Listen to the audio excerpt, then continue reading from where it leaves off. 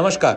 क्या आपके साथ भी ऐसा होता है कि जिस पल मोबाइल में सैलरी क्रेडिट का मैसेज आता है तो बड़ी खुशी होती है, लेकिन अगले ही पल क्रेडिट कार्ड का बिल, रूम रेंट, बिजली का बिल और भी कई खर्चे ध्यान आ जाते हैं और कुछ दिन बाद तो सैलरी कहाँ आई और कहाँ गई पता ही नहीं चलता। लेकिन क्या आपको पता है कि सिर्फ सिंपल बजट सिस्टम से आप इस प्रॉब्लम को बहुत हद तक दूर कर सकते हैं और आप अपने जरूरी सारे खर्चे के बावजूद भी अपने बेहतर भविष्य के लिए सेविंग कर सकते हैं। चलिए इस वीडियो में हम आपको बताते हैं कि आप सिर्फ सिंपल बजटिंग सिस्टम करके अपनी सैलरी में से सेविंग को कैसे बढ़ा सकते हैं और वो भी सारे खर्चे करने के बावजूद।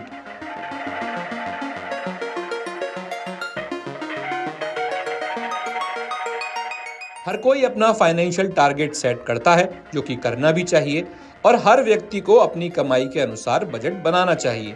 इससे पता चलता है कि आप कमाई का कितना हिस्सा खर्च करते हैं और कितनी राशि बचाते हैं। इसके लिए खर्च और बचत के नियम 50-30-20 को समझना बेहद आवश्यक है। ये आपकी कमाई, खर्च और बचत के बीच संतुलन बनाने में मददगार साबित होता है। अब आप सोच रहे होंगे कि ये 50-30-20 का सिस्टम आखिर है क्या? दरअसल सेनेटर एलिजाबेथ वॉरेन ने अपनी पुस्तक all your worth the ultimate lifetime money plan में 50-30-20 नियम का जिक्र करते हुए एक बचत का बेहतरीन तरीका बताया है। चलिए जानते हैं। नियम के मुताबिक कर्ज के भुगतान के बाद बची कमाई से होने वाले खर्चों को 3 हिस्सों में बांट सकते हैं।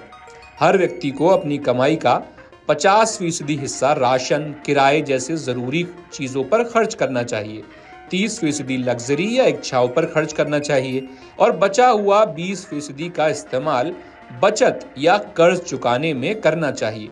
लेकिन ध्यान रहे कि निवेश करते समय विशेषज्ञों की सलाह के बाद ही योजनाओं का चुनाव करें।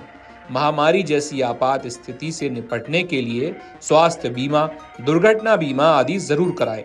अपने बाद परिवार की सुरक्षा करने के लिए टर्म बीमा लें। अच्छा पेंशन प्लान लें जो बुढ़ापे में आपकी वित्तीय चिंताओं को दूर कर सके। चलिए जानते हैं कि बचत कैसे कर सकते हैं और अपनी सैलरी में से बचत को आप कैसे बढ़ा सकते हैं। मान लीजिए आपकी मासिक कमाई 90,000 है। ये कमाई कुछ भी हो सकती है, लेकिन इस वक्त हम 90,000 मानकर चलते हैं। इसे 50-30-20 नियम के मुताबिक 3 हिस्सों में बांट लें। 50% हिस्सा यानी 45,000 रुपए को घर के जरूरी खर्चे के लिए अलग रख दें। जरूरी खर्चों में होम लोन की मासिक किश्त, बच्चों की स्कूल फी, किराना, स्वास्थ्य बीमा आदि शामिल हैं, जिनकी अनदेखी नहीं की जा सकती। अधिकतम 30% यानी 27,000 रुपए का इस्तेमाल इच्छा पूर्ति या अपनी लग्जरी के लिए कर सकते हैं।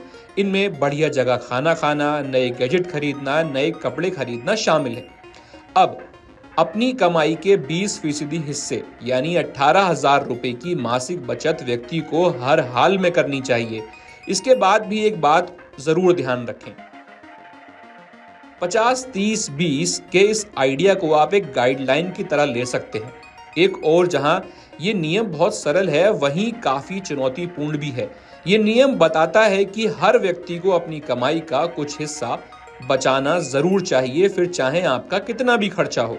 ये विशेष रूप से उन लोगों के लिए लाभदायक है जो वित्तीय लक्ष्यों को पाने के लिए बचत करने की आदत डालना चाहते हैं। तो उम्मीद है जानकारी आपको पसंद आई होगी। वीडियो देखने के लिए धन्यवाद। अगर आप ये वीडियो YouTube पर देख रहे हैं तो हमारे चैनल को सब्सक्राइब करें और बेल आइकन को दबाना ना भूलें। अगर आप Facebook पर ये वीडियो देख रहे हैं तो हमारे पेज को लाइक करें।